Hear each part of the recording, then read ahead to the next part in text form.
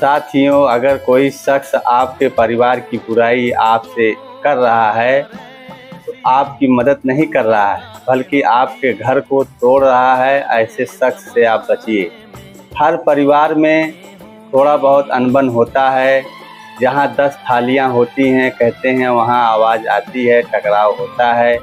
लेकिन वही थालियाँ घर के लिए काम आती हैं।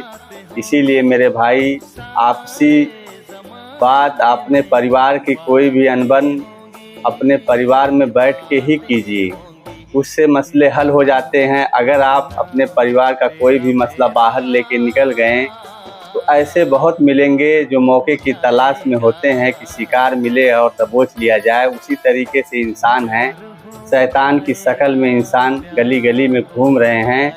इनकी एक प्रजाति होती है, इनकी एक जात होती है, इनकी एक नस्ल होती है, जो दूसरे को, परिवार को छितिर-बितिर तोड़ने का काम करते हैं। जब तक ऐसा काम कर नहीं लेंगे, उनको लड़ा नहीं लेंगे, उनको सुकून नहीं मिलता है।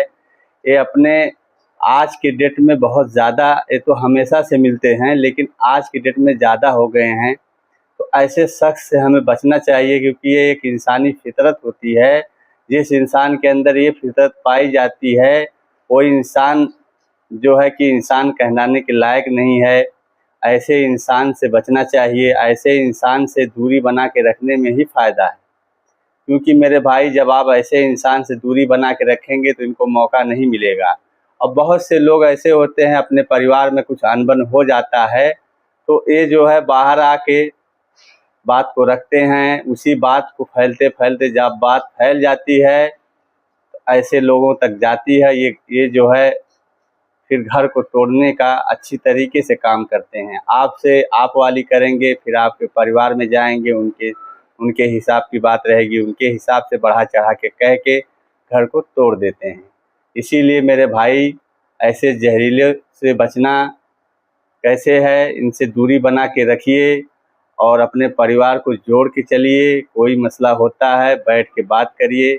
ये एक इंसानी फितरत है, इंसानी तकाजा है कि परिवार को जोड़ के चलने में ही फ़ायदा है। मुट्ठी बंद रहती है तो उसकी ताकत अलग होती है, मुट्ठी खुल जाती है तो उसकी ताकत अलग हो जाती है। तो मेरे भाई, मुट्ठी बंद करके रखिए, खुश रहिए।